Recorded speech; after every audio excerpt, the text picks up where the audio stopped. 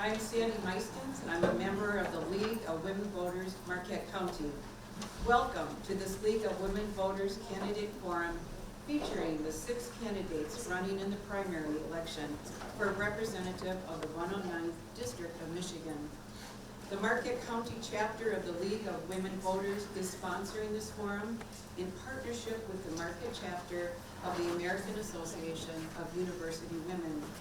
For almost 104 years, the League has engaged and educated voters through candidate forums, voter registration drives, and voter guides. The League of Women Voters is a nonpartisan political organization established to encourage citizen participation in government. It never supports or opposes any political party or candidate. We offer you this opportunity to become acquainted with the candidates and their views in order to promote an informed vote on Election Day.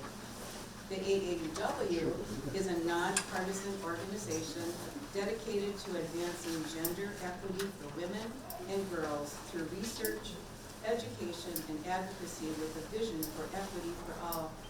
We request that the members of the audience remain respectful of the candidates and the forum format.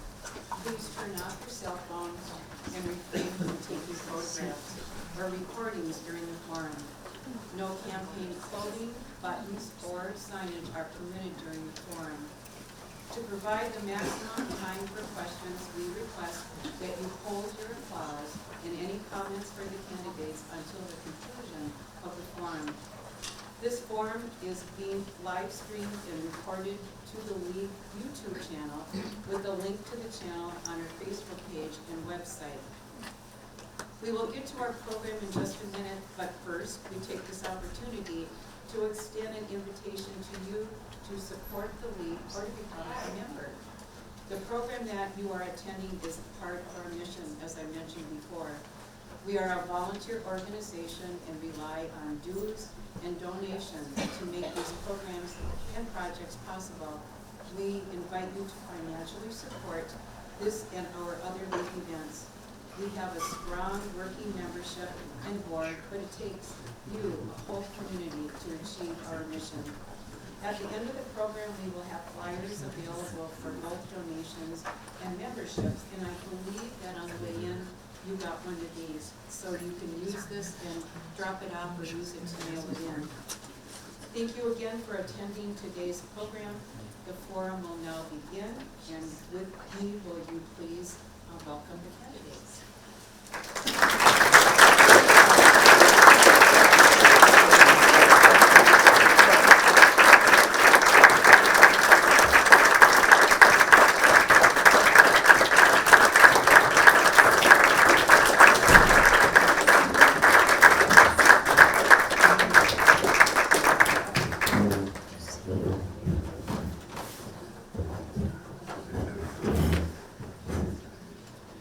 Good evening, and welcome to the League of Women Voters Forum featuring the candidates for the primary election for representative of the 109th District of Michigan. I'm Joe Foley, moderator for this evening, and a member of the League of Women Voters and a resident in the 109th District. What we're doing is working on our timer, which was working just fine a little bit ago, and it will very shortly. I'm going to continue. State House legislators serve 2-year terms and are term limited after 6 terms. The responsibilities of state legislators include creating bills and passing laws, levying taxes, appropriating funds, and oversight of the expenditures of state tax dollars. There are 6 candidates on the ballot. The candidate in each party receiving the most votes will be that party's candidate in the general election on November 8th. We have 5 candidates with us today. And in order from my left, in the order that they will be speaking are Randy Gerard, Bert Mason, Margaret Rump, Jen Hill, and Melody Wagner. Carl Bonack is also on the ballot. He had an event scheduled for today that he was unable to change. He has sent in a statement that I will be reading later. There may be a seventh candidate on the ballot. George Meister withdrew, but after the deadline to remove his name from the ballot. He has assured us that he is not running. So if you see his name on the ballot, probably don't want to vote for him. Okay. To my left is Ruth Deal. She's my assistant moderator. We have a team of over 30 people that have put this forum together, so I thank them very, very much. Okay.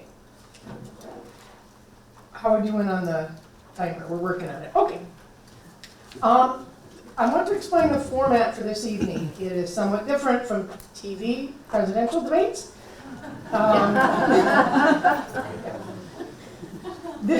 The format has been established by the League of Women Voters over years. So these are the rules that the candidates have agreed to. Each candidate will have 1 minute for an opening statement, 1.5 minutes for each question, and 2 minutes for a closing statement. Earlier this evening, our candidates drew numbers for the order in which they will respond. The first candidate responding will be rotated for each response. Each candidate will have the opportunity to respond to each of the questions. Our timekeeper, Barb, will hold up a warning signs, 30-second, 15-second warning signs, and then a stop sign at the end of the time. When our timer's working, you'll be able to see it on the screen, we hope. We'll work on that. At the end of the time, I will then move the question to the next candidate. The candidates will be answering written questions submitted previously by voters in the 109th District and by you guys, audience members, tonight. The questions themselves may be combined or reworded for clarity or to avoid redundancy. We'll use as many questions as time allows. We had a tremendous response to our request for questions. We already have nearly 100 questions. We will not be asking all those questions. We have sorted them by topic, and what we want to do is to at least cover all the most asked topics. So if you don't hear yours particular question, you should at least hear a question on the topic. Live streamers can still add to the numbers via the league's email, which is lwvmqtco@gmail.com. Our email is being monitored by a member at the screener's table as we talk. This forum is being live streamed and recorded to the League of Women Voters of Marquette County YouTube channel. That's how you find it. Links for the live stream and the recorded forum are on our website and Facebook page. Still photos may also appear on those sites. The candidates are not allowed to use audio or video from the forum in campaign material or advertising. We are very lucky and happy that we have two of our local TV stations that are recording and live streaming to their websites and news apps, if I have that correct. This is WZMQ and WLUC. No. Yes. WJMN. JMN, sorry, I know. WLUC was doing interviews earlier, sorry.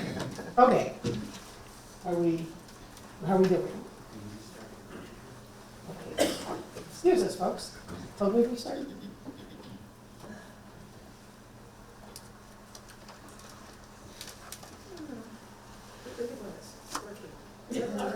Several times. Yes. Thank you. Don't you just love technology? Life stops, right?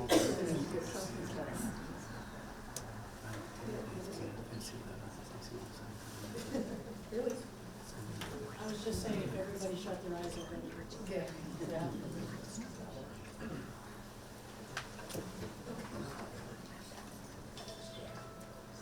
There we go.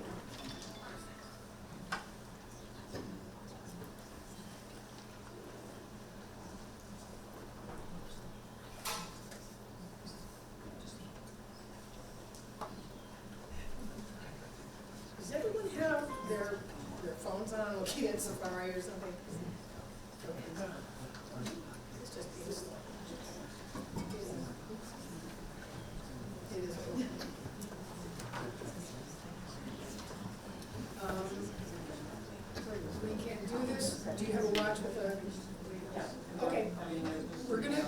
start. You won't be seeing the time just yet. Hopefully we'll have that fixed. Barb is very reliable. Let's turn this on. Barb is very reliable. She will still time this. Okay, we're going to start the forum. We welcome this evening's candidates who are sitting in the order in which they respond as determined by lot. We will begin with opening statements, starting with candidate Gerard. You have the floor for 1 minute. Good evening. Thank you all for coming tonight. This is very gratifying to see all of you that's interested in the electoral process coming. I am asking for your opportunity to send me to Lansing to represent you.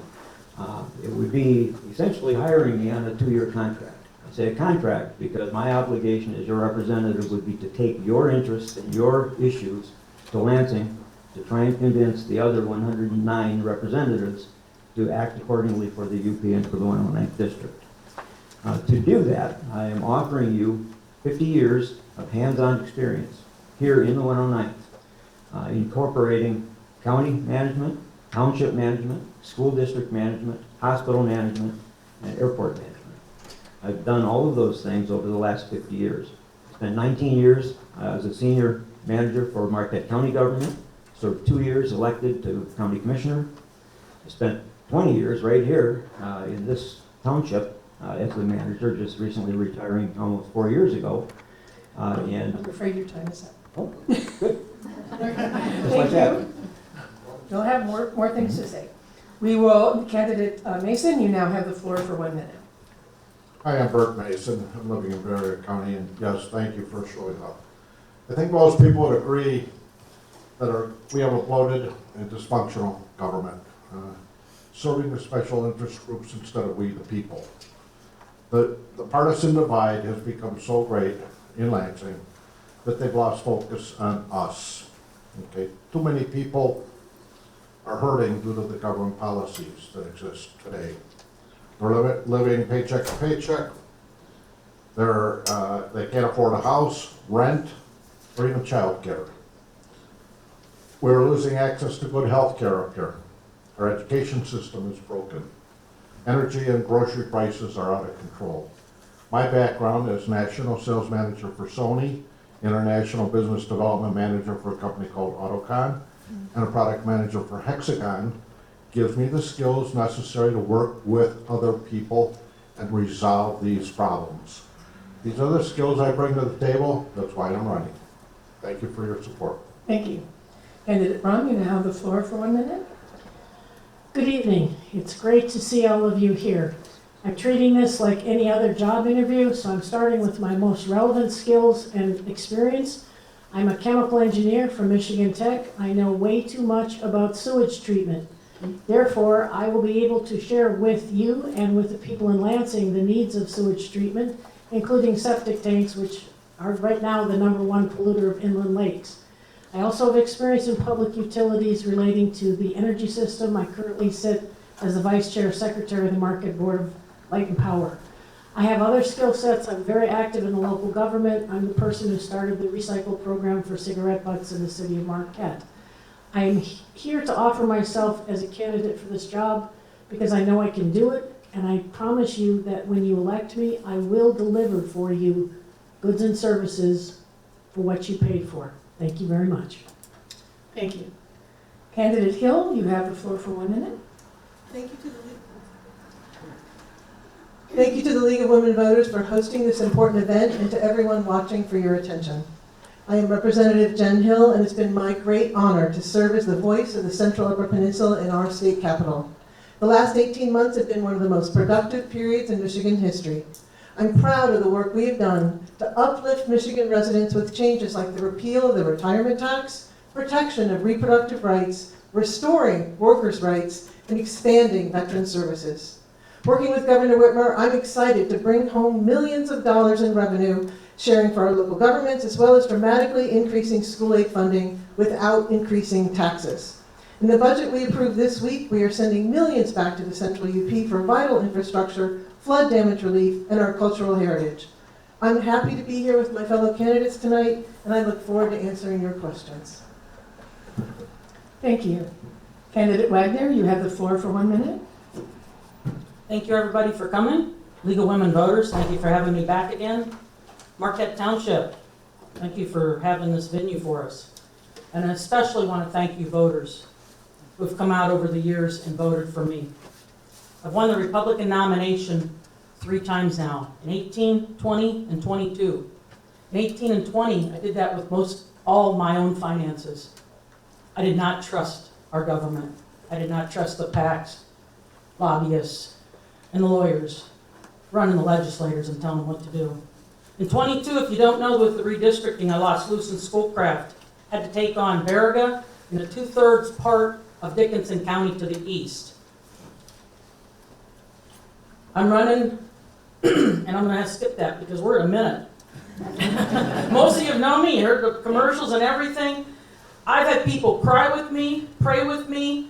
They've left the state. They've been disgusted. They've been devastated like my life was devastated to make me run. Thank you. Thank you. That concludes opening statements. We will now proceed with the question segment. Each candidate will have 1.5 minutes to respond to each question. And it looks like we're working off a different timer that you can't see, but I trust these folks. Okay. The candidate Mason will start with you on the first question. And the question is this: what do you understand to be the most pressing issue for our district, and how would you propose the issue should be addressed? One of the most pressing issues for our district is in fact health care. It may not be the most important, or I shouldn't even say that. It is a very important issue, but there's several issues. Education is a major issue. Health care is a major issue. And for those reasons, how do you sound it? The solutions are variable in that we are now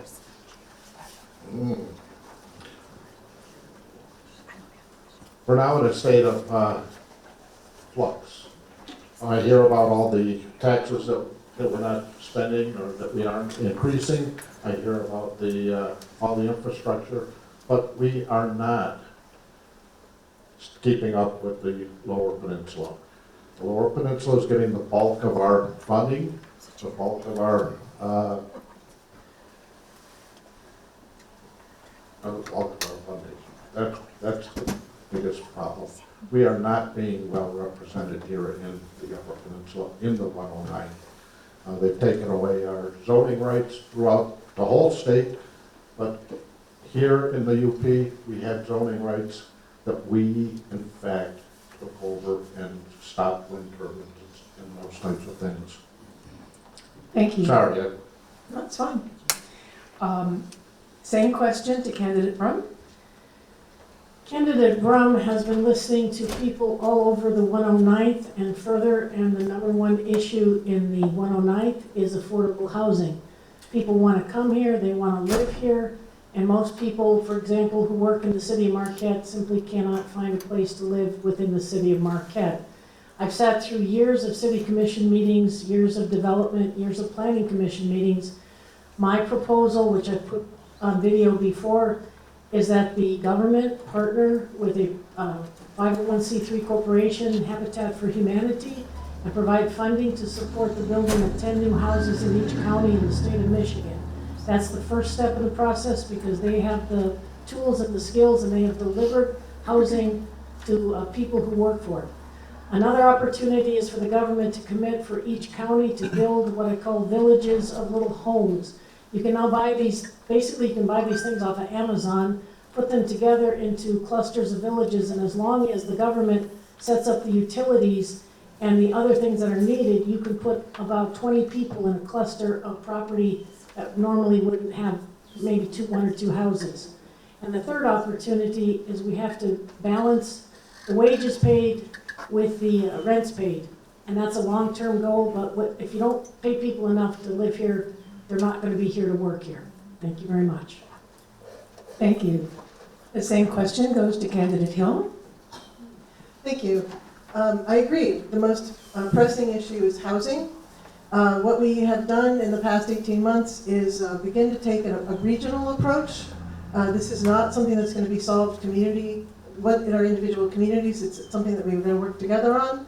I'm glad to say that I've helped support a project called the Target Market Analysis. The state's provided funding to support this work. They identified the need for over 1,000 homes to be built, 1,000 units of housing. That includes condos and apartments, working with the Lake Superior Community Partnership to do that work and our Central Regional Planning Agency. We also worked, there's funding from the state at Invest UP, over $10 million to help support housing development. The State Housing Authority received last year for the first time in our state budget $50 million that has gone to down payment support for people, especially those first-time homeowners who have such a hard time getting in to our housing. We also need more workers and training workers and through skilled apprenticeships with our unions and high schools. And then finally, the zoning question, which is up to the local folks. And Marquette has changed its zoning to allow more types, as has some of our other communities. So the folks in the UP are stepping up to the challenge, and the state is there to partner with them. Thank you. The same question goes to candidate Wagner. Well, I was going to say the first thing on my platform, which was accountability and transparency and ethics in government. But with the recent passing just this week by the Senate, overwhelmingly, with the Sunshine Bill to Senator McBroom and Jeremy Moss, Democrat senator, put those forth and they got passed overwhelmingly, like by a lot, like 32-2 or something like that. And that's going to remain. The House still has to pass that. They're on the summer break now. And that opens a FOIA for our governor and our legislation. I couldn't believe that when I started running. I knew this was one of 2 states in the nation that didn't have sunshine laws and proper accountability and transparency. But the number one reason right now, the number one problem, the number one complaint is inflation, inflation, and inflation. Cost of everything has gone up. Groceries, gas, electric, our astronomical car insurance, twice the national average. And our pay scales here in the UP remain lower than downstate. They remain lower than our neighbors, Wisconsin, and we lose our trained folks like law enforcement, correction officers, nurses, and teachers go somewhere else to work because it's more affordable and they can live there and actually pay their bills. So inflation is the number one complaint right now on the campaign trail. Thank you. Thank you. The same question goes to candidate Gerard. From the people I talk with, the number one issue that I hear is economic freedom and viability. The question of whether or not you can operate a household, raise a family on the current level of income that is available. Michigan's an extremely expensive state to live in. We rank 37th out of 50 in terms of cost. We have high taxes, we have high fees, we have very restrictive business climate. We have people leaving the state because of that. And that is, to me, the number one issue. If you don't have economic freedom and viability, you cannot afford health insurance, you can't send your kids off to school, you can't do a variety of things. The solution lies in the state's budget. You just heard today that the governor passed an $84 billion budget, $1.6 billion higher than last year, which was the highest budget ever passed. Not any of that went to middle-income families or low-income families, from what I can see in looking at the budget. It went to a variety of other things, as Representative Hill had mentioned, but nothing that helps us. And that's all that I need in my minute and a half. Thank you. We'll now go to the next question, and that will start with candidate Brum. The question is, what do you feel are the reasons that legislation to ease the dark store tax situation have not moved forward? And how would you overcome these obstacles? The number one reason the dark store tax issue has not been resolved is that by its very nature, courts of law are designed to move slower than the legislative and the executive branch. It's very frustrating to people. They see a problem, they think it should be readily resolved.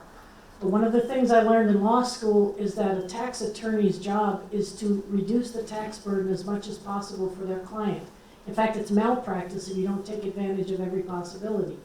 Now, this particular dark store has been devastating for places that have large, big box stores that suddenly go out of business and all their tax revenue goes away.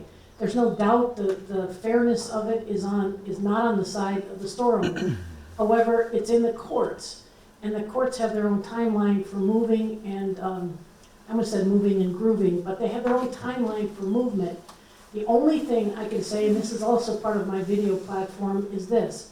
There needs to be a concerted effort by more than one township that has lost effort to bring into a class action suit where you name the stores that are routinely doing this sort of thing to townships, and you go after them in a bunch, because the rules are different for class actions.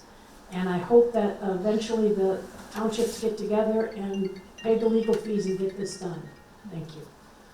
Thank you. The same question goes to candidate Hill. Thank you. Yes, it's cost the Upper Peninsula hundreds of thousands of dollars. Entities like our library have had to write checks to billion-dollar corporations like Lowe's. Dark stores has made a significant impact. This week, I submitted a bill along with my colleagues to address the dark stores issue. The reason it's taken this long is that unfortunately it went all the way up to our Supreme Court, and the Supreme Court found that the current way that the tax tribunal does its business is legal. So it's been really challenging to deal with that when it's gone all the way to the Supreme Court. What we have done is I have filed jointly with Representatives Brixey and Representative Markkinen, who represents the 110th. He is part of this bill package, and we are changing the definitions of how assessing is done. We're taking it out at the root. And those bills, we had a lot of legal wrangling to get to that point. And so I expect a lot of work on this in the fall and hopefully get passage soon. Thank you. Thank you. The same question goes to candidate Wagner. Could you repeat the question, please? Sure. What do you feel are the reasons that legislation to ease the dark store tax situation have not moved forward, and how would you overcome these obstacles? The reasons is a corruption of Lansing with the legislation back in the day when these were brought forward. And they started up here in the UP. And once you understand the lobbyists and the lawyers that were controlling the legislators, when this started in Indiana and Wisconsin, they shut it down. But up here in the UP, this tax tribunal, which I don't know everything and what they've worked on and trying to push forward. If you go to my site, melodywagnerforstate.com, I've got dark store theory still on there. And it's been on there since I made my site in 2018. And it goes into detail under my platform. You got to drop down and it goes into our concerns. And that has been a concern since I've been running. And I would like a federal investigation as to how and why the corruption took over and we didn't get results like the states of Indiana and Wisconsin did. I will do everything I can to bring those monies back that need to be up here and are supposed to be up here that we were already afforded. Thank you. Thank you. The same question goes to candidate Gerard. 2010 started the dark stores issue. It occurred in Detroit, and it was when Detroit had lost a large portion of its population and several big box stores closed down and moved out to the suburbs. They put rental restrictions on the buildings. They could not be used in a competing business. That is what reduced their taxable value. They were no longer available for use in that business. 2012, Marquette Charter Township and Writing Township filed the first legal action for the dark stores issue. In correction, this township alone has lost over $12 million in tax revenue as a result of it. Not thousands, not hundred thousands, 12 million. And that was as of August of 2020, 4 years ago. It's been compounding ever since. The reason it's continuing is because you have legislators in Lansing that are career-oriented. They are lifetime legislators, and the Michigan Chamber of Commerce wields a large club on them being reelected. That is the problem with dark stores. It's not legal. It's the Michigan Chamber of Commerce. And until the legislature gets enough guts to take on that group, it will continue. Thank you. Thank you. The same question goes to candidate Mason. Yeah, so, I think most of it's been said, but certainly we have to change the way the smart stores are assessed, and the legislators need to take a close look at it. They need to stop worrying about getting reelected, because that's what's driving most of this problem. Changing how they get assessed, we welcome them into our communities, we welcome these stores into our communities, and then they leave and drop us like a hot potato. As he said, the $12 million that we're losing in tax revenue is unacceptable. So it's time, and as a legislator for the 109th, I would certainly go after that. Convincing other legislators to do the same would be my task, and I'm kind of good at that. So I don't need a full minute and a half. Thank you. We'll go to the next question now, and that will start with candidate Hill. The question, I just want to say, we know these questions are anonymous, but we do know that this came from a young voter, and we're trying to make sure that we get youth voters' voice heard.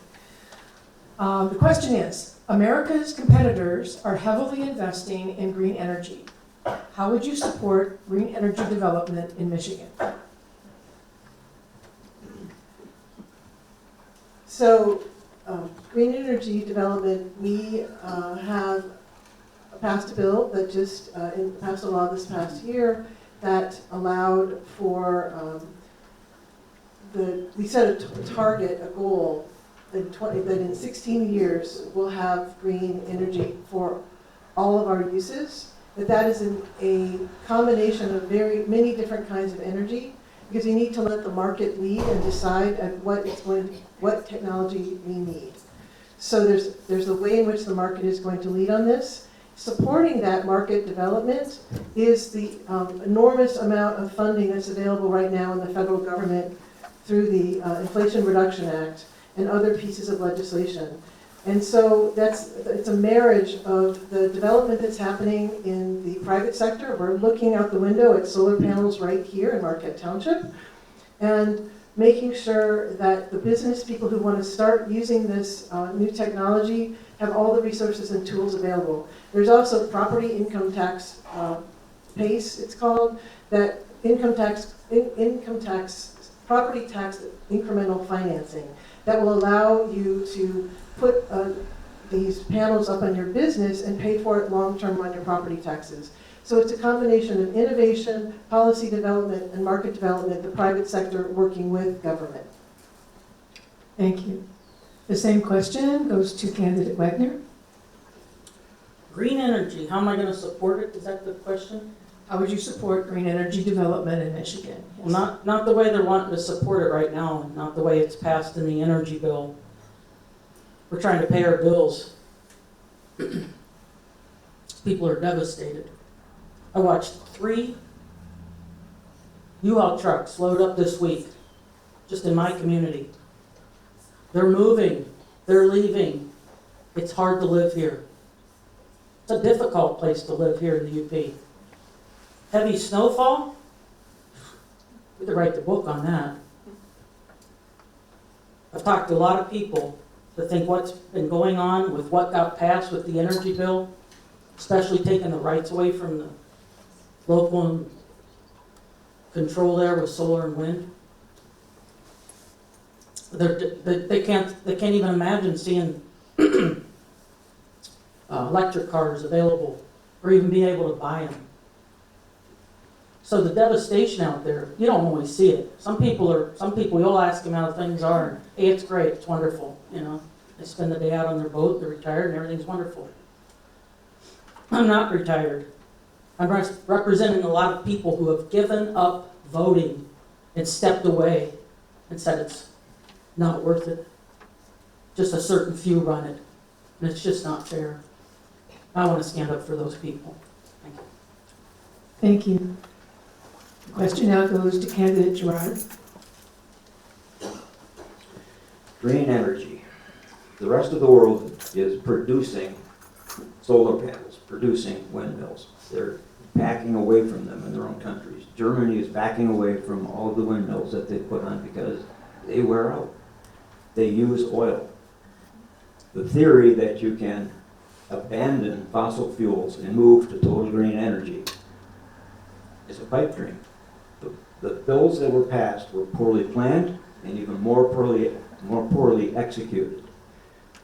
We do not have the infrastructure in place. Before you launch a project like that, you need input from the voters. This was a life-changing decision that was made by legislators. It should have been a ballot question for the public to act on. The best green energy there is right outside, beyond those solar panels. The most efficient air cleaner there is a tree. Takes in carbon, produces oxygen. So the whole issue of green energy is a good idea. Adding solar panels and windmills to the existing basket of energy producers is fine. You have to have reliability and redundancy. Nothing functions without redundancy. You all know what happens when we have a thunderstorm or a big snowstorm. The electric grid goes down. You have to have backup. You have to have Thank you. The same question goes to candidate Mason. Yes, there's no doubt that humans are not doing the environment any good. But there is no panacea. You can have wind, you can have solar, but you can't have 100% wind and solar. And that's what the proposal, or not the proposal, that's what the legislators passed earlier this year. Keep in mind that China, you said other competitors are going green. China is building new coal plants daily. Our economy requires affordable and reliable energy. Wind and solar only has a 20-year lifespan. It relies on technology, if we're to do the 100% like they're talking, relies on technology that's not yet invented. It'll increase our costs due to the huge amount of infrastructure that we have to build. They don't tell us that. They're trying to change our appliances in the cars we drive. It's going to cost us billions and billions of dollars. They talk about 160,000 new jobs. You need to ask yourself, how many of those new jobs are permanent jobs? Because a lot of them are just temporary jobs. There's cadmium contamination from the solar panels. So let's stop the war on fossil fuel. Let's open up line 5, and put it under a funnel, That's the and end of let's your go time. with nuclear. Thank you. The same question goes to candidate Brum. I have a different background than the rest of the candidates. I'm a chemical engineer by training and a patent attorney by profession, and I have traveled all over the world.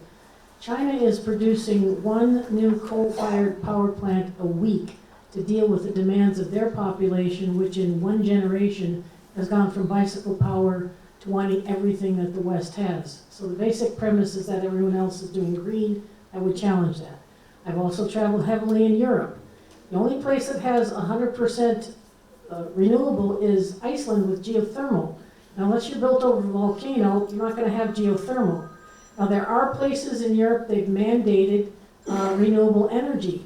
The taxes in those countries are 2/3 higher than what we pay here because the government is putting the infrastructure in place. They also, as a technologist, have not achieved the level of reliability of the current energy sources. And in fact, in those countries, they have come to accept 2 to 3 hours a day when there's no power. And what do you do in the state of Michigan? The first thing you do is, I traveled on an ore boat 2 years ago. We were carrying coal from Superior down to 2 coal power plants down in Detroit. Whereas the Board Lane Power is running on natural gas. We started in Michigan, instead of going 100% renewable, we go from coal to natural gas, and we do it in steps. And that's the best way to achieve it. Thank you. Thank you. We'll be going to another question now, and that question will start with candidate Wagner. The question is, What is your position on the rights of Michiganders to have access to reproductive health care, including abortion? Could you repeat it one more time? Sure. What is your position on the rights of Michiganders to have access to reproductive health care, including abortion? Well, what some folks call reproductive health care. Oh, thanks, sorry about that.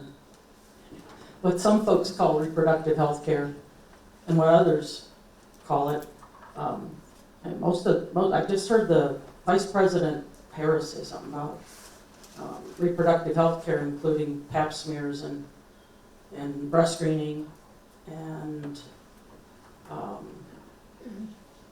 something else. You'd go to your OB/GYN to go get done. So the reproductive health care here, to include abortion in it, the folks voted for that in '22. And it passed with 57% here in Michigan. I understand Florida's is up for a vote, and I served in law enforcement down there. Theirs has to be 60%, just to give you an idea. But I have been endorsed as the only candidate from Right to Life of Michigan. And, I have a testimony. I have a 34-year-old daughter. I made a decision at the top of my police career. Once you understand that they're two separate issues, that's probably part of it right there. Just understand it. Thank you. Thank you. The same question goes to candidate Gerard. Reproductive rights is more than just abortion. Abortion has been addressed here in Michigan, as was mentioned previously, the last election. It is the law of the land in Michigan. The Supreme Court properly ruled that it was not a constitutional issue. It resided with the states. This state has acted. If you are dissatisfied with the action, get it on the next ballot for review. There's not a whole lot more to talk about in Michigan. I know it's being made a national issue, but Michigan has resolved that issue. That's all I need. Okay, thank you. The same question goes to candidate Mason. Yes, I'm actually pro-life, very pro-life. I do feel that there are exceptions to the rule. If you imagine a 12-year-old girl that got raped, for instance, should that be allowed to continue on if her decision is to not end, not to keep the baby, or to not end, to end the pregnancy? I can see times where an exception could be put in place. It is settled law, as the others have said, and that settled law, while not to my liking, it is settled law. There's not much that we can do about it right now, except, as Mr. Gerard said, take it back to the voters. It takes another constitutional amendment to make it happen. Thank you. Thank you. The same question goes to candidate Brum. I'm going to start with a little bit of medical science here. I'm not sure that everyone in the room is aware of this, but day in and day out, the most dangerous thing a woman does is become pregnant and carry pregnancy to term and deliver a child. I'm not speaking as an alarmist. I'm looking at the medical facts. My mother was in healthcare my entire life. We are literally talking about life and death for a person in being and a potential person in being. And I don't think anybody would be as casual about saying who's got the right to decide if literally their life was at stake. And we have examples from states where doctors are terrified to treat women with problem pregnancies and leave them in the parking lot until they almost die before they bring them inside. I am sorry that we are living in a time when we don't have better options, but I don't want to see people in Michigan driving down the Sini stretch in the middle of winter, desperately looking for someone to help them with health care. For those states that have decided to ban this procedure, I would have expected them to increase their funding for social services, maternal, prenatal care, maternal rights. I've not seen that yet. So until such time as the balance is done between literally life and death for a person and the fact that we have health care available to us, I would prefer that the decision be left with the woman. Thank you. Thank you. The same question goes to candidate Hill. Thank you. As has been said, Prop 3 through a ballot referendum with all of us across Michigan casting our votes overwhelmingly chose by majority that we would have this right. Then we went further in the Michigan legislature because of the consequences of the national decisions that are happening where states, the national left it up to the states. We made sure that it is codified into law in Michigan that you have the right to get the quality care you receive with your doctor. That is something that I helped make happen. And in addition to that, we also have the question of that medication can be received by mail. As medication costs have gone up, getting medication by mail is actually more affordable, and there's a lot of transportation issues involved in getting medications. So this way it comes to you. We want to make sure that that also stays legal, and it almost was made illegal by the Supreme Court. There may be another case that comes that does that. Again, it is up to you to get the quality care you deserve. Finally, we actually did not remove the 24-hour waiting period, and there's some issues around Medicaid payments that are actually in the courts right now. And so we're not quite there yet in terms of having the quality of care that I think everyone deserves here. Why should you have to wait 24 hours for this procedure, which has been stated is a matter of life and death? Thank you. We'll be going on to a new question now, and that will go first to candidate Gerard. The question is, what are your thoughts on safeguarding our water from pollution and toxic chemicals, including PFAS? What legislation would you support?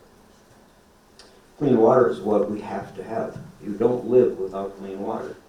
It's an essential element. I would definitely support the legislation that's currently being discussed and further legislation to address the impacts of particularly PFAS. We have a fire department here in this township. We used it a lot in the early days. So, you know, I had staff that were exposed. And that needs to be addressed. Firefighters need to be in a safe environment. They need to be in a safe circumstance when they're dealing with firefighting chemicals. We need them to be responding, particularly with the advent of electric and hybrid vehicles that you cannot use water in. You have to have something else to put that fire out. Right now, they let them burn because they can't put them out. So firefighting foam, the trucks that we have here in the township, large trucks, they only carry 300 gallons of foam. That's all they carry. The same thing for the city of Marquette. That's gone in seconds. So vehicle fires involving electric cars are going to burn. That's just the nature of it. Again, it goes to the poor planning and the poor launch of the electric vehicle issue. Just things were not considered. Thank you. Thank you. Same question goes to candidate Mason. Yes, we all know that PFAS is a dangerous chemical used to put out fires. And as we know that the fires in a electric vehicle are going to be devastating. So legislation needs to be put in place, and there's discussions on that now to resolve this issue. We cannot continue to pollute our water system, our land, due to energy sources that were not, or energy bills that were not well thought out. Energy is key to us, and the fossil fuel energy, the nuclear energy, and the wind and solar energy systems all need to work together, but we have to do it intelligently. So I support legislation to resolve this issue. Thank you. Thank you. The same question goes to candidate Brum. I have to bullet point my answer because I have so much to say. Number one, Start with the littlest thing, not going into the lake. I pioneered the recycling of cigarette butts for free for the city of Marquette. We're the leader in the Upper Peninsula for that. That's in partnership with the Superior Watershed Partnership. I also worked for years on the Wastewater Advisory Board. The number one pollutant of inland lakes in the state of Michigan, including in Iron County, where I just was yesterday, is, believe it or not, leaking septic tanks. There are no current legislation requirements, and once a septic tank has been installed, that it be inspected, pumped out, or any attention be paid to it. I believe that warrants some attention at the state level. I'm not talking about an inspector kicking you up in the middle of the night because your septic tank is, I'm talking about every 5 to 10 years getting someone over to look at it. Number 3, for PFAS, you are lucky to live in the state of Michigan. You go to the state website and there's a huge amount of information on PFAS, locations in the city, where they're doing PFAS testing of wells. The city water is being tested for PFAS per EPA regulations. And in conclusion, the final thing I want to say, we have the honor in the audience tonight of Dr. Leslie Putman of Northern Michigan University, who I had the privilege of assisting at the grunt level on her groundbreaking work of using hemp to remediate PFAS contamination of soil and water. Thank you. Thank you. The same question goes to candidate Hill. Thank you. I've been working on clean water issues since I wrote my master's thesis at MIT on watershed management in 1995. The things that we have done here in the last, since we passed the Clean Water Act in 1972 under President Nixon, brought funding to our rural communities that allowed them to build wastewater treatment plants and step away from some of the septic tanks and allow our communities to have a more sophisticated and more comprehensive clean water ways of cleaning our wastewater. There's also the need now we've recognized to remove all lead pipes in all of our systems. The state, in fact, made a $300,000 grant just this past year to the city of Marquette to do a lead pipe analysis. The state has also provided millions of dollars to Ishpeming to help improve its very old water system. And in this year's budget, the budget for next year, there's another $1 million coming to help support the cleanup, the upgrading of our water pipes. The PFAS question is one, it's everywhere now, and so we have to be careful and thoughtful to be most strategic about how we use our funds, because it's going to take a lot of work. Charcoal filters are one of the best ways of doing it. There's also a water affordability package, because this comes at a cost. I personally raised the water rates 40%, and I know how much that hurt people's pocketbooks. We need to look at entirely new ways of funding our water system so that it can be affordable going forward. Thank you. The same question goes to candidate Wagner. So on PFAS, if you don't know, I live out at K.I. Sawyer. I moved there in early 2018. And at the time, the old Eagle was DEQ. Their building was right there on the industrial area.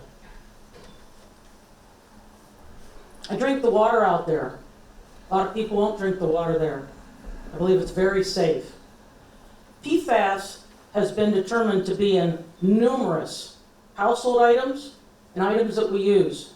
Plastic items, furniture, the fire-resistant material that's on furniture and clothing in the past. There's PFAS, from what I understand, everywhere. There's a lot going on, just like what was said already. I'm more concerned with several other areas, and having some experience in living in states successfully like Wisconsin and Ohio.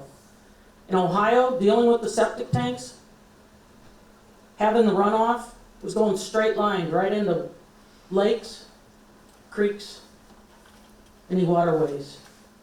Ohio made the seller pay. Wisconsin had the buyer pay. They issued permits to every address over in Wisconsin here. I think back in like 06, 07, maybe 2010 it started. And they started with our waterways. Make sure we do this right with this septic bill they've tried to make up. Do it right. Issue the permits. Give the people time to catch up with stuff and protect our waterways. Thank you. Excuse me. We'll be going to another question now, and that will start with candidate Mason.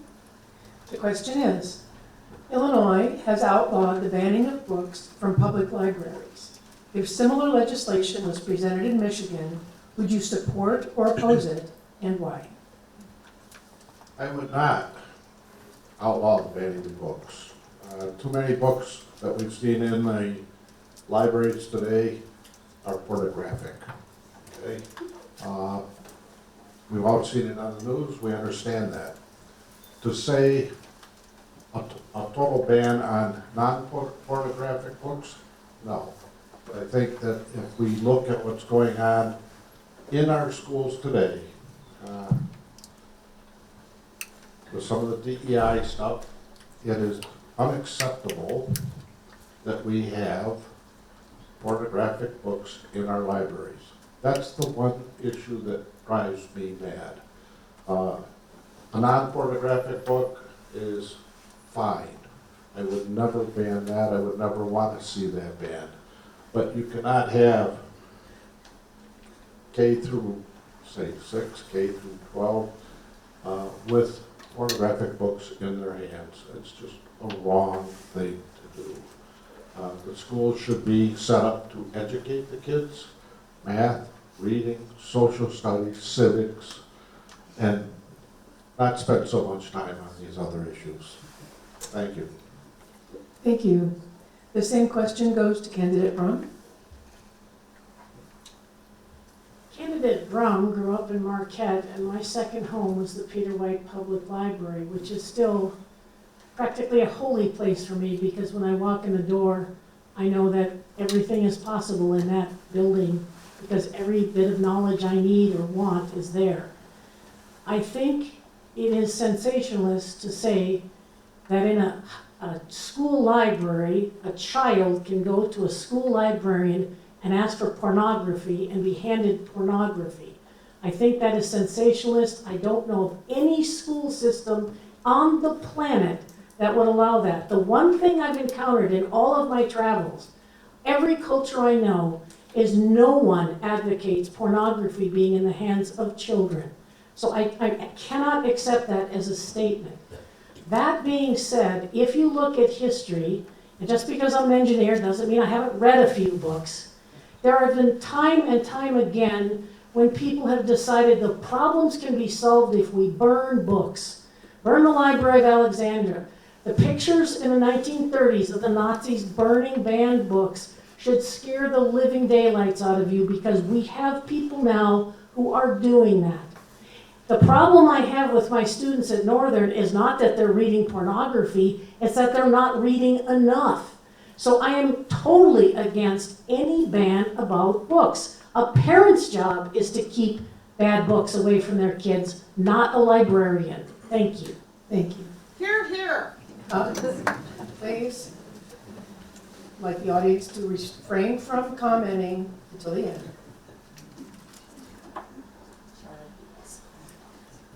Are we going to continue in quiet? Thank you. The same question goes to candidate Hill. I guess we're maintaining the silence like we do in the library. You think about it. I am also someone who went home every week when we went to the library as a child with every possible. I took out the maximum number of books every week, and I read them all. And that education. I grew up in a town of 800 people, but the library brought the world to me. And my parents were with me in making those decisions. And the librarians did a fantastic job of advising me sometimes when I was maybe ready for the next step up in my reading or something that I was interested in learning about. They could help you find that information. They provide an enormously valuable service, and the free public library is an American idea. It started here first in America, nowhere else in the world.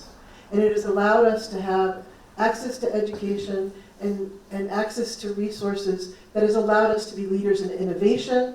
And it also helps us become, as we learn about others, we learn about how other places, and it makes us more a place of more welcoming and inclusive, so that we can each be our fullest and truest self and reach our potential. And for that, I am very, very much in favor of continuing to let libraries work as they do. Thank you. The same question goes to candidate Wagner. And what was it again? The question was, Illinois has outlawed the banning of books from public libraries. If similar legislation was presented in Michigan, would you support or oppose it, and why? It's already been said, that banning of books made me think of Field of Dreams. There's a scene in Field of Dreams. It's one of my favorite movies. I don't have very many movies, but I've got Field of Dreams.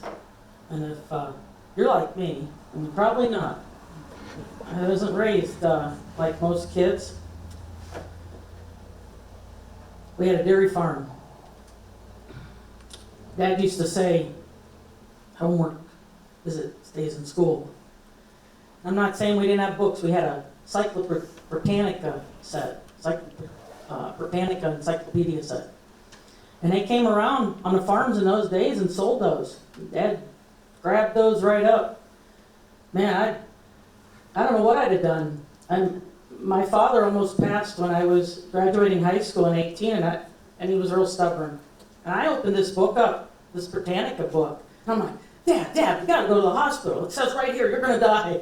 And, it's something, the books at different levels, as far as banning them, don't put the inappropriate books at the grade level we don't need them at. There's a common sense here. Our children don't need to see that. I worked in the schools. I'm a substitute teacher. I mean, I complained about seeing, when I step on some Swifties, I complained about seeing Taylor Swift having a golden book, but seriously, the music, I didn't see that one coming there. I didn't know that. Okay, thank you so much. No. Thank you. The same question goes to candidate Gerard. As I look around this room and the folks up there in the dais, most of us grew up at about the same time. We did not have this issue. Times are changing, folks. Banning of books, banning of just about anything should not be on our radar. The issue of choice that we have in our Constitution is just that. It's an issue of choice. The times that have changed is that the family structure is not the same as it was before. We don't have parents as involved in the raising of their children as they were before. Not always, but for the most part. Banning books, we've got a lesson on that. And that lesson was in the 30s. We don't want to go there again. Before things are banned, you have to think very clearly about what else can be banned if you start going down that pathway. So, with that, I would oppose banning. Thank you. We will go to another question now, and that question will go to candidate Brum. Question is, what is your position on collective bargaining, right to work laws, and prevailing wage?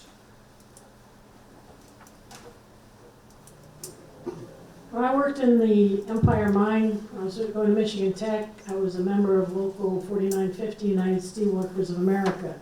Last year I qualified as a contingent assistant professor at Northern. I'm now a member of the teachers union at Northern. All the while I was working as a patent attorney, which is a white-collar job, I did not have access to unions, neither did I have union protection. As a result, I came to work every day of my working career wondering if today someone was going to come in and say, you have no right to stay here anymore, you're excused from your job, and it has nothing to do with performance, we're just going to drop you. And this has had a devastating effect on my ability to complete a career in a spot because there's no union protection. I am a strong supporter of unions. I'm a strong supporter of collective bargaining. The balance in this country between the employer and the employee has gone so far in favor of the employer that employees are forced to work in ridiculous amounts of time and effort for minimum wage. It's only through collective bargaining that people can get together and have a chance at securing any sort of, I want to say, coherent employment so they can plan for the future. And I'm saying this based on my career, and I would say based on anyone. Without a union, you have no job security. Thank you. Thank you. The same question goes to candidate Hill.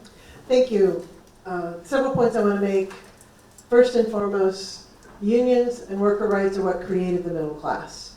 And without them, and without that bringing into balance against the large corporate interests, and we saw that play out here in the history of the mining in the UP with the unions having to step up. People were being killed in the mines. And the unions stepped up and helped protect workers in the mines, helped protect our nurses who are being asked to work for so many hours while they're caring for people. That's a present day issue that's really, really fraught right now. We just had the strike settle over in the Sioux. This is a very current and present issue in the Upper Peninsula and in our history, and it's going on today. I voted to restore the right to organize in Michigan that was taken away by a previous administration. I voted to expand prevailing wages. Just this week, voted to put prevailing wages on solar projects of a large size. Made that vote today, this week. I also want to point out that unions are a key part of our health, not only inside of our healthcare system, but the ability as a worker to access healthcare, which is so important. So for all those reasons, I strongly support collective bargaining, making sure folks have the right to organize. It leads to a better product coming, or a service, and it leads to better lives. Thank you. The same question goes to candidate Wagner. Could you repeat the question, please? Yes. Repeat the question. What is your position on collective bargaining, right to work laws, and prevailing wage? So I joined a union when I had my job with the federal government. It's a job that some don't realize. It's TSA. It's not just security. It's actually an enforcement job. It actually kept you from running for a job or running for this office, having a two-party system. And folks don't even realize that. So I want to clear that up. I joined the union with the federal government. And I did not get fired. The Hatch Act kept me from keeping that job and running for office when the shutdown happened. Made a decision and stepped out when the shutdown happened. As far as the union goes, I think they've run their course in some areas with safety. I think we've got a lot of it. The dues going to bosses that have become corrupt. And when you add in Michigan with its status as considered to be the most corrupt state because of some of the issues we've got and being dead last in governing, you can go to my site, I've posted that before, I'll throw it out there again. But the prevailing wage, I've got an uncle that's a retired veteran from, he's not retired, he's still working, sorry about that, but a veteran. And he explained the prevailing wage to me. I am not against unions. I am not against unions. Thank you. The same question goes to candidate Gerard. I've been on three sides of this fence, two sides in the center. My entire career in the public sector has been around collective bargaining. I highly support collective bargaining. It is an extremely effective tool for employers and employees to come together. If they can't come together, there are alternatives. There are arbitrators, there are mediators, and there's ultimately court. I've been a member of a union in my early years, so I understand union membership and why it's important. In the federal side, when I was working for the federal government, there are requirements. It's different on the federal side, so wages are determined by the feds in some cases. The biggest challenge that I've had in my professional career on the public side is with board members that are being elected, like us. They're being elected to governing bodies who will come from outside of the public sector. They come from the private sector and do not realize public and private are legally different entities. They have different laws, different regulations, different rules. And that is the most difficult part of this environment. Short answer, collective bargaining is always the way to go in my opinion. And if you have a good working relationship between employer and employee, they form their own bargaining agreement.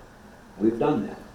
I've been in situations here in Marquette Township where we had a group of employees that formed their own unfinished Thank you. The same question goes to candidate Mason. It goes fast, doesn't it? I grew up in the Detroit area, okay? So I grew up in the heart of the auto industry where unions prevailed, okay? All my friends' parents pretty much were in the union. My wife was in the union. So I understand the importance of union work, and I understand the importance of collective bargaining. It can be a very, very, very good thing, usually is, okay? I have also seen situations where it has not helped, okay? So one of the questions, or one of the things here was the right to work laws. If a union is neglectful, then they need to be held accountable, okay? For the most part, the unions have worked, and the unions have done a very good job. It was mentioned about the mines. They made it safer. They increased wages. We built Michigan on those wages, on those union negotiations, if you will. And so I am a supporter of collective bargaining. Thank you. Thank you. We will be going on to a new question, and that will go first to candidate Hill. This is the question. 2 major child care centers have closed down in our community in the past year. What can the legislature do to help young families access affordable, quality child care? All right, hold on, folks. So, yes, we have a childcare crisis here in our communities.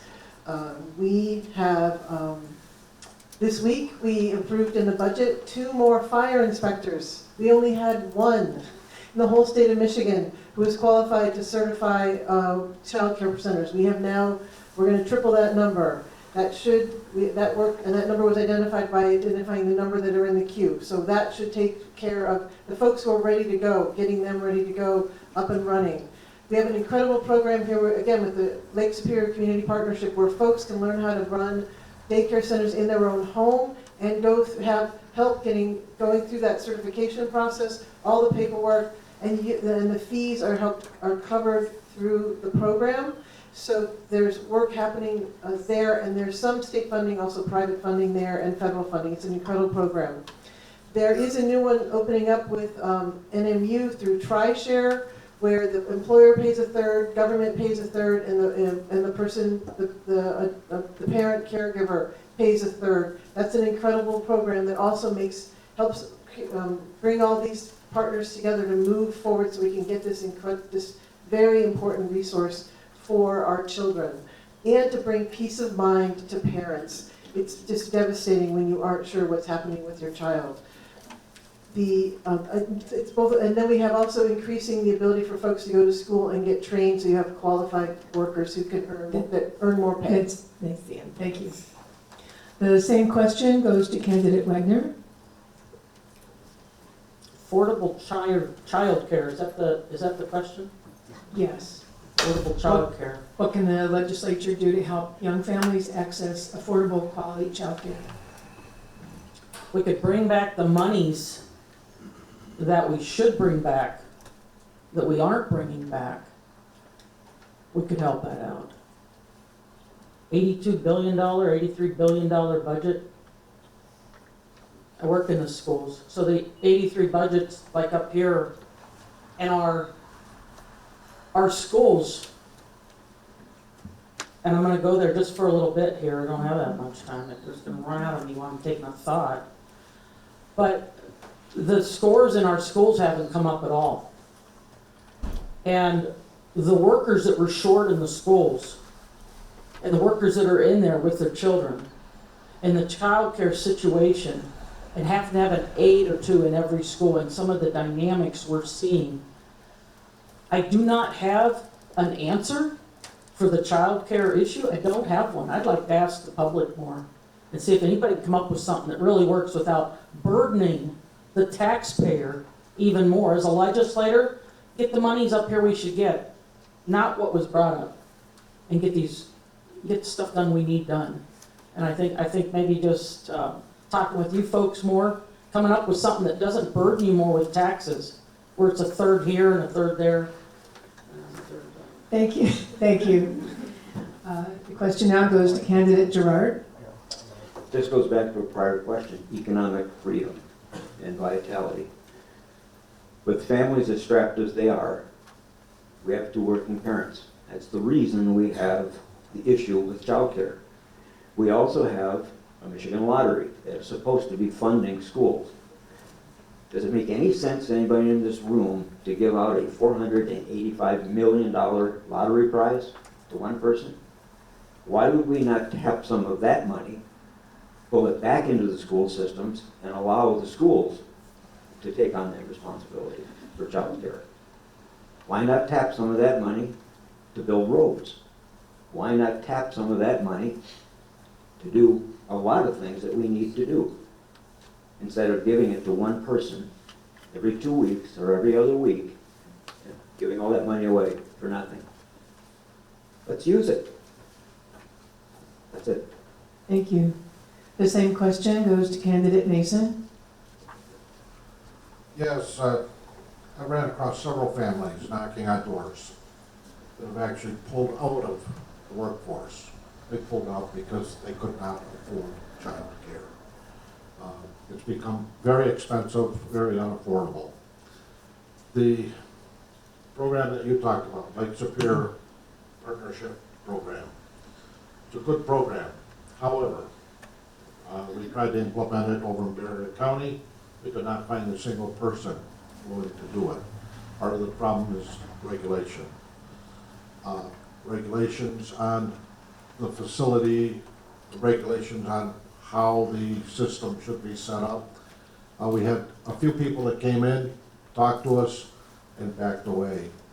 So it's a problem. I do think that we could use that funding, or use funding, in the school system to support such a program. However, if you look at the recent bill that was just passed for our education system, they are freezing the funding to the schools for per pupil payments. So this is a solvable problem. We just have to put our heads together and fix it. And it's a major concern for employment and employers. Thank you. Thank you. The same question goes to candidate Brum. I've sat in meetings of the Marquette County Commission, the Marquette City Commission, where people have come forward elucidating this problem, and their solutions have varied. I heard the waiting period for not just the fire inspector, for the building inspector for a daycare in the Upper Peninsula is a minimum of 6 to 9 months, because even having 2 additional would not be stationed here. Again, it's a question of our resources being spent, our taxes going to Lansing and not getting the resources back. What I've also heard is that it's not just child care, it's getting the child to and from child care and having arrangements to pick up when you work late, things like that, which right now, because of the rigidity of the permitting, all the children have to be gone by a certain amount of time. So one of the ideas I heard expressed, which I thought had a great deal of common sense to it, we have a huge influence in our schools now to work on trade school aspects of education, whereas not everyone is going to be interested in a full college education. And my idea is that every public school, every high school have a child care option where a student would sign up for that, and there would be a child care center at the school. They would be given classes and trained to work and paid to take care of children in that school system. And then when they graduated, they'd have a certificate that would enable them to make a living. Thank you. Thank you. We'll be going on to a new question now. And that question will go first to candidate Wagner. This is the question. Our system of government depends on free and fair elections. Do you think Michigan has the processes in place to allow for accessible, secure, and accurate elections? Why or why not? Yeah, we've got a lot in place. and a lot has been passed that a lot of people are very upset with. And moving here from other states, it allows me to help explain to folks that other states had trouble when they first had the absentee ballots. Ohio, we can remember the Chads down in Florida back in the day, I believe I was there. I've worked elections in 2 of those states as a precinct inspector. And I took pride in agreeing with we have laws in the other states, that's one thing I'd be here, let me get that. But I'd be with my other Republican worker and 2 Democrat workers in a precinct. And I took pride in taking that box and putting it in my trunk and going to the courthouse and feeling secure. And we have such great workers working in our elections right now. And there was so much confusion with the TCF Center and what happened down there. They only had 5,000 Democrats working and only 300 Republicans working. And we do not have a law in Michigan. We just, you should have this many Republicans and this many Democrats. The other states have that law. If there's anything I'd like to see put forward, that would be great. I'm trying to encourage everybody I can, come out and vote. Thank you. Thank you. The same question goes to candidate Gerard. It's a highly contentious issue. I've worked elections for close to 30 years and never saw the dissatisfaction that there was with the last election on both sides. I'm much more, I don't want to say simple, but much more rigid about elections. I'm of the opinion that the early voting and the late voting don't benefit anyone. I would be in favor of going back to the same system that I grew up with and that we've used ever since I've been voting. And that was, you have election day. Election day is where you go to cast your ballot. If you can't go on that day, you can do an absent ballot, an official absent ballot. There is a process in Michigan. It's not a mail-in and it's not a mass mailed ballot. You get it from your clerk. That is the only way that you can justify and document that you have a valid, honest election. Vote in person or by absent ballot on an election day. If you're one of the folks who can't potentially get out, law enforcement, medical, whatever, absent ballot. They've always been available. They just went out just yesterday, I think they were distributed. That's the way you have a fair, honest, acceptable election. That's it. Thank you. The same question goes to candidate Mason. Yes, I've worked polling stations. I've worked several times. I've worked up in Houghton, I've worked in Farragut County, and I feel that in the Upper Peninsula, our voting has been safe, okay? I look at the ID that comes in, I check to make sure that everybody is doing their job, and for the most part, it's very good. If there is a problem in the Upper Peninsula, the problem is, in fact, our voting rolls. I've actually ran into some non-citizens. One is my neighbor, a Canadian. She got a for real ballot, okay? Not only that, she just got recently sent a voter ID card, okay? So voter rolls is, I think, something that needs to be addressed and cleaned up, okay? Transparency is necessary to ensure free elections. I agree here that the cost of having the early elections is a major problem. If you can imagine having 9 days, having all your polling people in there, it becomes very, very costly, especially for small townships and small precincts. Thank you. Thank you. The same question goes to candidate Brum. I once ran for city commission in a primary election, and first thing I heard was I had made the cut. I was one of 4 candidates who'd be advancing 30 minutes later, there was a announcement that they had found some more ballots, and I didn't make the cut. I was immediately bombarded by helpful comments on Facebook telling me that everything was rigged and that certain people had decided I wasn't going to move forward. For that reason, and to answer my own concerns, I requested a recount. And you fill out a form, and it was $225 because you had to spend money on each precinct, and then there were 2 absentee ballot precincts. And then the city and the county worked together to set it up. After that experience, I trust the voting system in the state of Michigan. I watched them wheel in these massive Tupperware containers sealed with the ballots. I watched a group of people work with grim determination and double and triple checking every ballot, every vote. What happened in the last 4 years was a whole bunch of people started screaming at each other that the fix was in.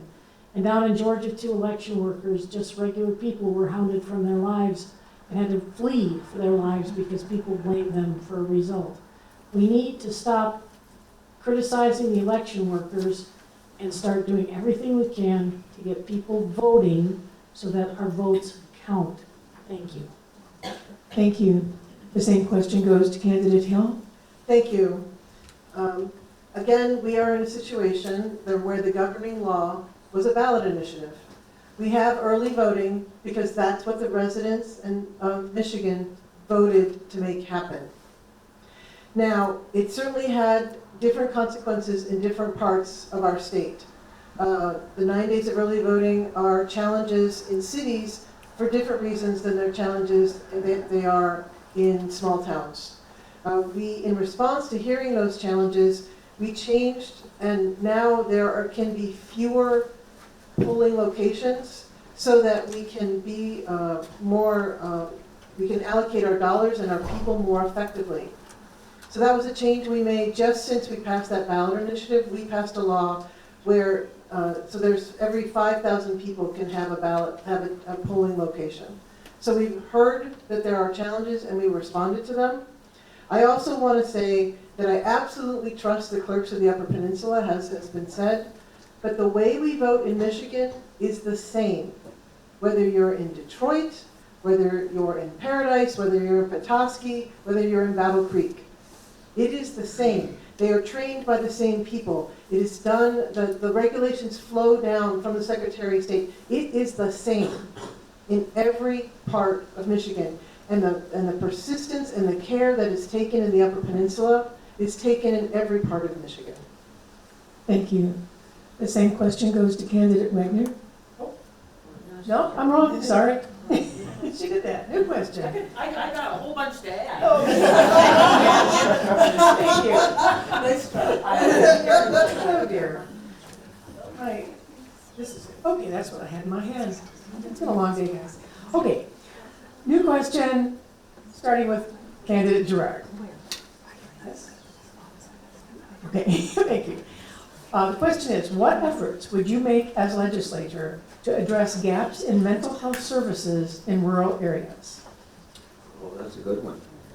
Mental health is drastically underfunded and underavailable throughout Michigan, not just in the Upper Peninsula. A concerted effort has to be made at the legislative level to get money back into mental health, to get back into treatment facilities that, like we had before, we had major facilities in Traverse City, we had them in Newberry, we had them in a number of places. Handing a bunch of pills to somebody and putting them back out on the street does not solve the mental health issue. It raises its ugly head in many, many different ways, and we really need to address mental health. One of my children is moving towards getting her doctoral degree in psychology. So that's a start. We have to get more people out there. We have to make a concerted effort that will solve a number of problems that are being addressed currently, being blamed on something else. So that's my position. Thank you. The same question goes to candidate Mason. I agree, mental health is a huge problem. I'm on the board of Baraga County Memorial Hospital, and we see mental health issues a lot, okay? In the past, if someone was having a crisis, what they did is they'd send a police officer out to pick up the person that was having a crisis and bring him back to the hospital. By that time, they're really in a crisis. There has to be a solution. We have to fund mental health. Many of the deaths that are occurring in our state are due to mental health issues. You've got issues with suicide. One child that we had in our hospital, it's sad to say, but one child we had in our hospital, we could get him no help. There was absolutely no help in the entire Upper Peninsula. We ended up having to rely on people out of the state of Michigan to take care of this child. This is unacceptable. We need funding for it. Thank you. Thank you. The same question goes to candidate Brum. Candidate Brum remembers a very good TV show called Northern Exposure, which there's a federal program whereby people wanting to go to medical school sign a deal that says they will accept government help to pay for medical school in exchange for the first 4 to 6 years after they graduate into their field. They will work in a population that is underserved. The mental health crisis is not in the Upper Peninsula, it's not in the state, it's everywhere. And in fact, the most common reality, the sheriff of Cook County says basically when the mental health institutions were shut down, the jails became the mental health institutions, and 2/3 of the people in his jail at any time were there because of mental health issues. So this is a problem that can be solved with a federal program to inspire people to go into the mental health fields, to compensate them so they don't have to graduate with horrific debt, and to place them in underserved localities that require as much mental health treatment as any place else. And this is where we can do this working together. Again, we've talked about reproductive rights, but I personally know people who travel to Green Bay, to Mayo's and downstate routinely to obtain all sorts of treatment, including mental health treatment. This is part of where taxes going to Lansing aren't coming back to us. So I recommend we partner with the federal government and ramp up Northern Exposure, Upper Peninsula. Thank you. Thank you.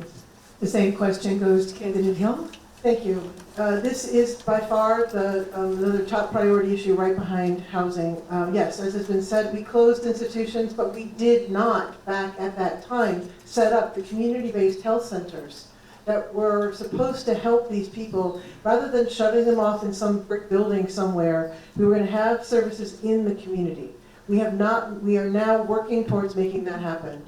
And in particular, there's now community-based mental health centers that Senator Stabenow is leaving as her legacy as she leaves us from government service.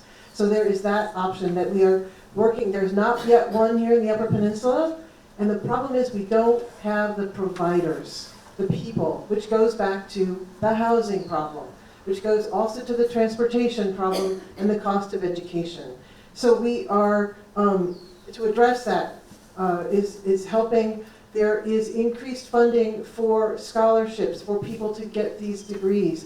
Social work degrees are now almost completely covered by the state of Michigan, if you qualify. We are working to make that pipeline as an easy a process as possible. I personally know someone who left NMU and is now a social worker in the schools in Rapid River, for example, who took advantage of that program. In addition, the other really critical piece that we voted on just this year, mental health insurance is not the same as physical insurance. If you had to deal with that, and why we treat the head differently. So we've changed it so there's parity between mental health insurance and physical insurance. Thank you. Lots to talk about. Oh, Same question goes to candidate Wagner. whoa, lots to talk about. I'm coming here. I can't talk that fast. So this is right up there with my number one issue with the untransparent government and our accountability in this state. Lack of. I've heard so many horror stories from Newberry closing down. Folks didn't realize there's Newberries all over the country that closed down in the 70s. Those folks were just put right out in the streets from what I understand. Horror stories. A lot of people would like to see state hospitals brought back. I get told that regularly. Would they be run different? It's 2024. Here's another big issue to look at, and this is on, I've got a lot on this on my webpage. Working in the schools, and there's a difference. There's mental health, there's mental illness, there's undiagnosed and diagnosed, and then we've got our developmental disabilities, and a lot of those folks are on the edge, and if your parents can take care of you, or you got a family member and they take care of you, you stay in their home. But here in Michigan, we go to age 26 for these folks. All the other states go to age 21.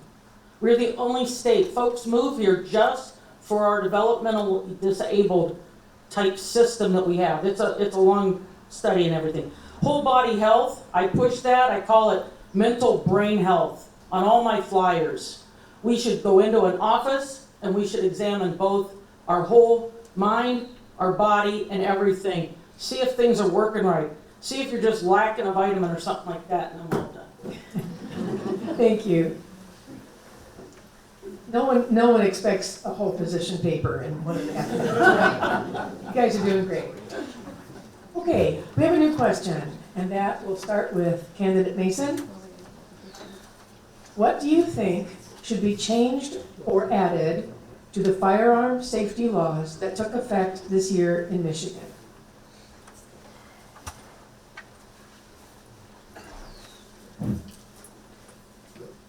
I take it you're talking about the red flag laws, that type of thing? It just says that took effect this year in Michigan. Okay. In general, fully support the Second Amendment, okay? And the protection of that Second Amendment. Many of the problems that exist in our society today are right back to what we just talked about, and that's mental health, okay? If you look at the people that are being killed, half of them are suicide. You're not going to stop that with red flag laws. It's just not going to happen. They'll find another way. If you look at the school shootings that are occurring, just tragic school shootings, again, it's a mental health problem. Who in their right mind would go in and shoot up a school? I don't care if you're 15 years old or 25 years old. Who would in the right mind would do that? Therefore, we need to solve the mental health issues that exist in our society today, rather than worry a whole lot about red flag laws and keeping guns out of people's hands. That's not the problem. Thank you. Thank you. Same question goes to candidate Brum. Candidate Brum recently started teaching at Northern Michigan University, and twice since then, after an incident, most recent one was at Marquette City Hall, where a person with a gun went to the police department looking for a police officer. The next day, at the most available time, I invited police officers from Northern Michigan University and the city of Marquette to come in to do what I call a safety briefing for my students. Northern has a one-time safety briefing for all incoming students in their freshman year. After that, there is no formal training on that. I come from an industrial background where if there was a safety incident, we stopped work, we gathered everybody in a room, we discussed what happened, how to avoid it the next time. The phrase I kept using was situational awareness. So in terms of making people aware of what can happen, that's part of it. Another part of it is we need age limits on the right to purchase a gun, just like you have age limits on the right to buy pot or booze. You shouldn't be 14 years old and being able to buy a weapon of mass destruction. The safety training should be mandatory the same way that driver's ed requires a certain level of safety training. I myself have taken NRA safety training and benefited from it. I now know how to disable a pistol with a pencil. Go ahead, ask me, I can do it. And also reoccurring training on how to keep firearms safe within a location. And this has to do with gun safes, gun locks, things like that. Thank you. Thank you. Same question goes to candidate Hill. Thank you. I'm going to focus on the safety part of this question. The extreme risk reduction orders are for people at their most vulnerable moment, when they're thinking of taking their own life or catastrophically taking someone else's. And at that moment, the medical profession can step in. I have been approached by doctors about how to use this law because they have patients under their care that they are concerned with, particularly harming themselves, which is the #1 concern in our communities. And so having these laws in place, I have been told personally, we have already saved lives because of that extreme risk protection order. And it is the role of the police and the prosecutors to implement that law, and they are working diligently to make sure that it is done in a fair and effective manner. The gun locks are putting the responsibility where it belongs with the adults. The adults need to be responsible for their weapons and their firearms, just like we are expected to be responsible with all the other things around the care of a child. And then on background checks. Background checks exist to close the loopholes that has made it too easy for criminals to have guns. And so with those background checks, now, if you're a law-abiding person, yes, it's one more step. It's a step, it's a little bit of time. But for a criminal, we could actually help catch people that way. That's why we passed those laws, and that's my statement. Thank you. Same question to candidate Wagner. Of course, I've been endorsed by Michigan Coalition for Responsible Gun Owners. They're our legislative arm down there in Lansing. Good site to look up, MCRGO. They keep you up to date on everything going on, what's been passed, and what these laws have done. The one is called the red flag law, the other's the storage law, as I call it, and then the background checks. I was raised with a firearm in every room in the house, but I was raised a lot different. I was hunting with a 12 gauge when I was 11 years old, and I've been a police officer. And mental health is up at the top of this whole thing. The red flag law takes your guns for a year. It's not proper due process. Violates our Second Amendment, and they need overturned. The storage law, what are they going to come up with next? I mean, we know to put our firearms up when there's children in the house. Don't we? No comments. All violations of the Second Amendment. The background checks. If I was to give my firearm to a relative, you have to do a background check. You are not going to stop what's happened this week. That's horrid, with 2 officers being killed in this state. Bad guys are going to have guns. Same question, please. Same question goes to candidate Gerard. Second Amendment has basically one purpose, to allow the citizenry to protect itself from an overbearing government. That is the purpose of the Second Amendment. And that is the reason the Second Amendment is under attack so much by an administration and a government that wants oppression. They want to tell us by mandate what we do. That is not representative government. With regard to the bills that were passed, I've read the bills. I'm a firearms instructor. I teach people safety, and I teach people marksmanship. I've been doing it for a lot of years. The firearms itself is not the issue. The issue is what we've talked about in the past, mental health. We have approximately 300 million gun owners in this country. If we were the problem, it would get a lot bigger than it is. You have a small group of people that have taken it upon themselves to become a criminal.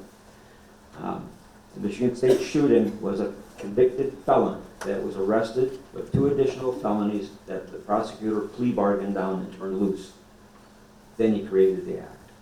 Prosecutors need to stop plea bargaining felonies and prosecute them. It may not show up well on their win column, but we need more than win columns. So there are a number of things that have to happen. Mental health, prosecutors doing their jobs, courts doing their jobs, and holding people accountable so they don't get their hands on firearms. Those of us that are CPL holders, or certified firearms instructors, or people that have recently legally purchased firearms should not be affected. Thank you.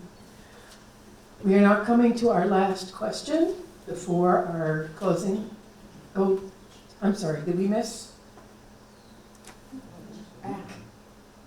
No. No. Wrong this time. Okay, this is our final question before we do closing statements. And this question will start with candidate Brum. The question is, because we have a two-party system in Lansing, how do you plan to approach and work with members of the other party to be effective and accomplish goals for your constituents? As I tell my students, you're going to be working with people your entire life. Some of them you'll be working with productively, and some of them maybe not so much, but they're still going to show up to work the next day, and you're still going to have to work with them. And all those cute videos you see on TikTok with the insults and the things like that, in the real world, the people show up the next day. So you have to start with the attitude of we have to get along and work together. The number one thing the delegation from the Upper Peninsula needs to do is work together.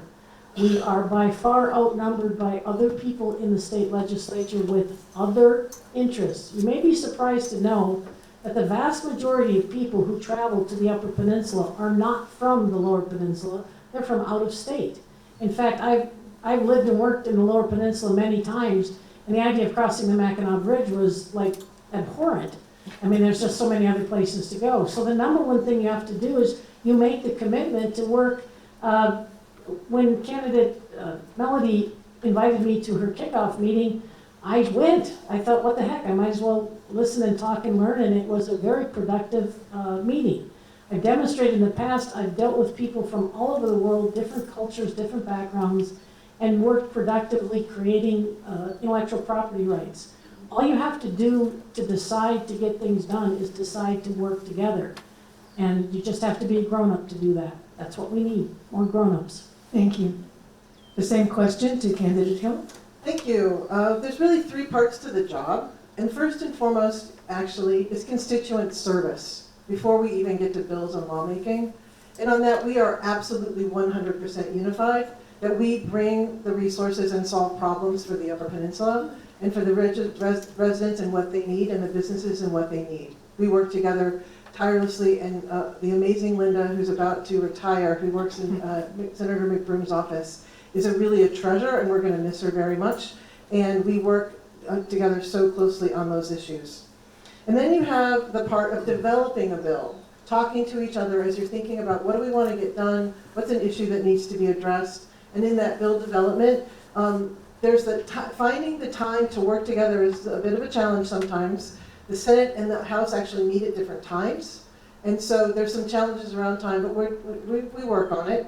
And then there's the voting itself. Voting is, you're voting your district, you're voting your conscience, you're voting your party. And in those three ways that you have to think about it, there's what's good for, the Upper Peninsula, but then there's pressure to vote for your party. And then there's, what do I know in my heart? What are my values? And that is a really critical part of making that decision. Did you put up the stop sign? No. Okay. Sorry, I'm looking around.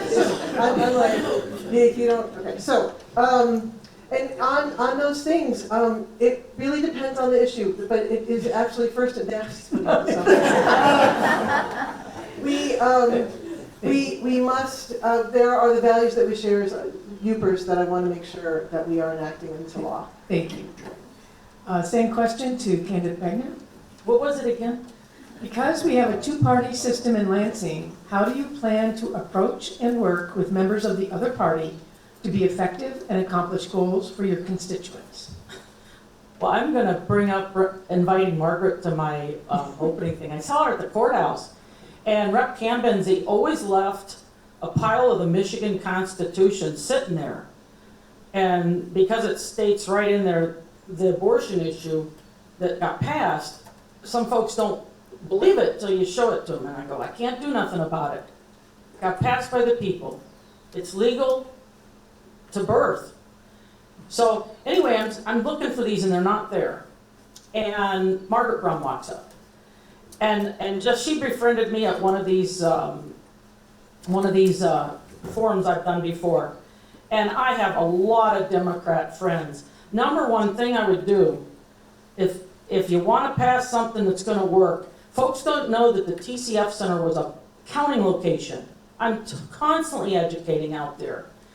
And pass a law that we will have an equal number of Republicans and Democrats working in our voting precincts and our counting locations.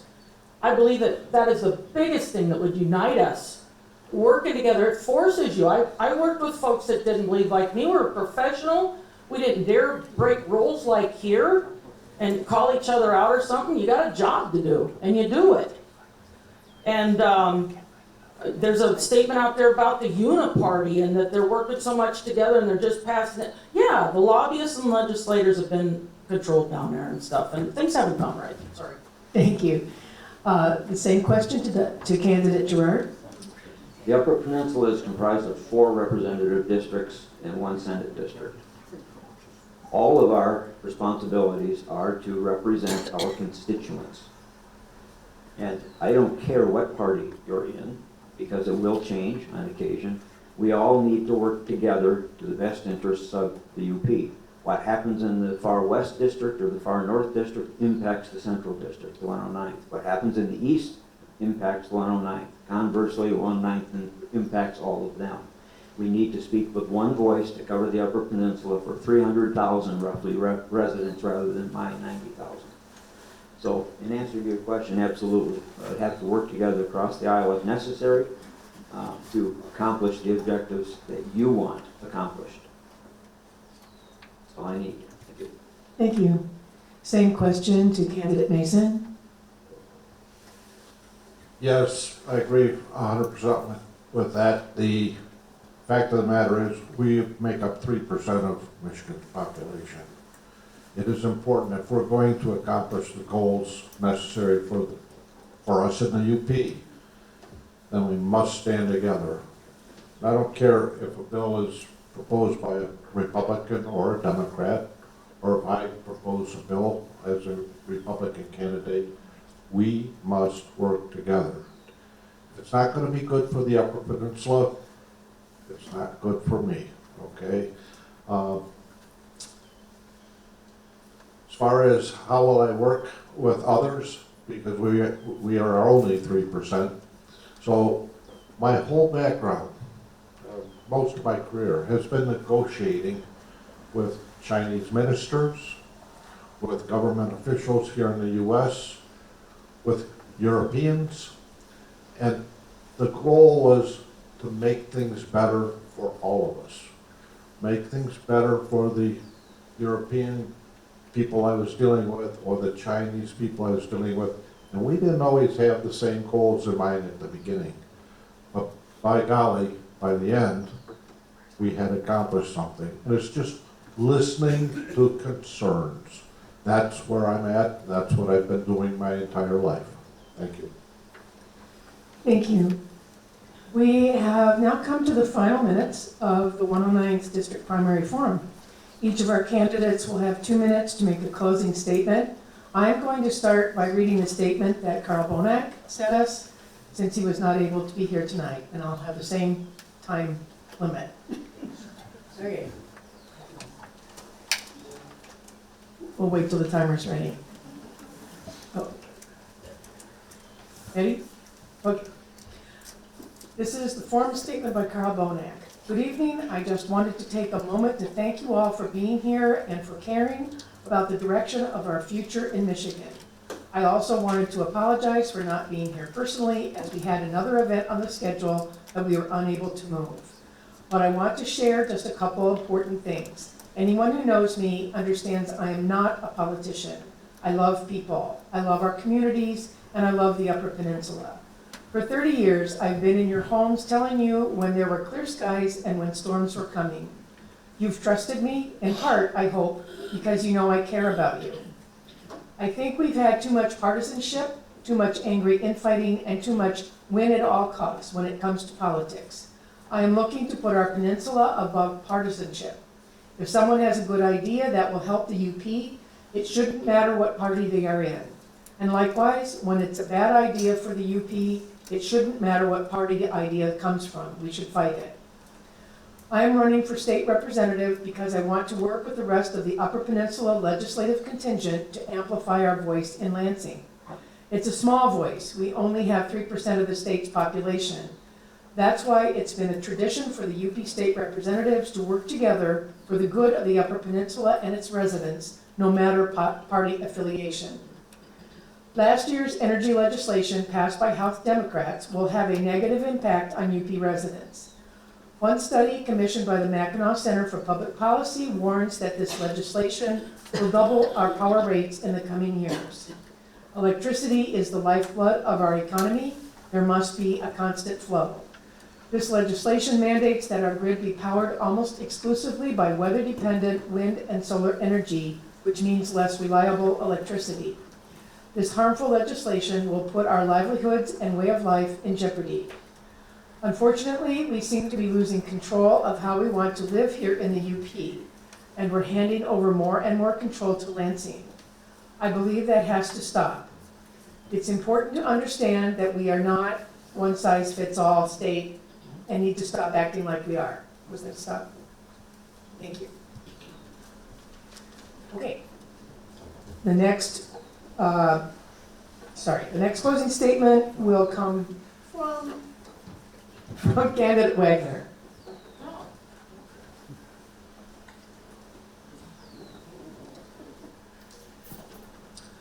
So I wasn't born and raised here. Some say you gotta be born and raised here to be a Uper. Some say if you've put up with one hard winter, you're a Uper. I put up with a few hard winters. Moved here in 13. Those people know me. I only know hard work. I don't know anything else. What happened to me caused me to come out of private life and stand up and see things different. I've lived in 3 other states successfully. Couldn't believe it was like stepping back in time 35 years, back in 13. Being told by a Republican person there, when I called out car insurance and I got it on my page still, and Marty Fatante worked for Senator Casperson and said, man, you are spot on. I wasn't afraid to call it out. It needs totally replaced. The rest of the states don't have anything written like what we've got written. As far as the right to life endorsement that I have, that target is going to be on my back again. And there's nothing I can do, but I can say that the 24-hour rule and the life of the mother and the exception is there. It's on the Right to Life of Michigan site. Go there and educate, see the education they have on there. The care clinic is a great alternative to women who find themselves in a crisis, pregnancy.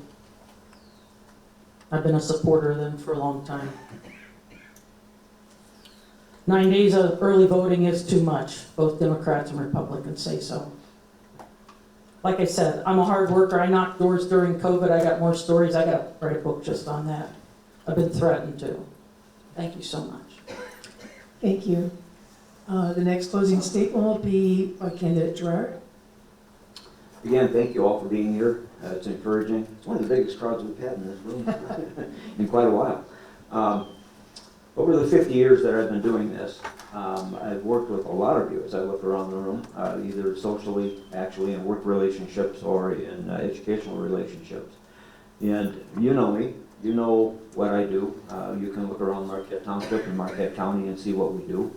I have worked diligently and constantly to resolve issues that the constituents have, to find ways to get done what they want done within a cost that's acceptable to them, and that is what I will take to Lansing, that ability to do that.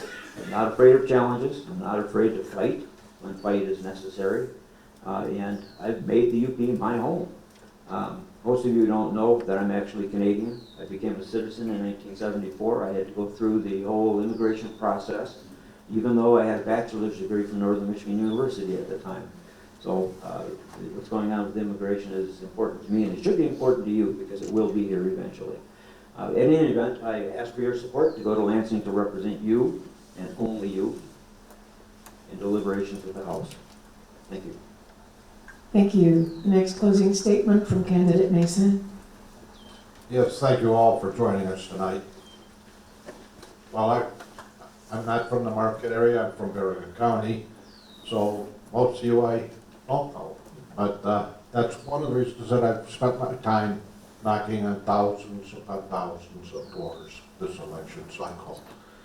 I did that to understand the needs of the community, to understand what affects Marquette, what affects Bergen, what affects the different segments of the 109 district.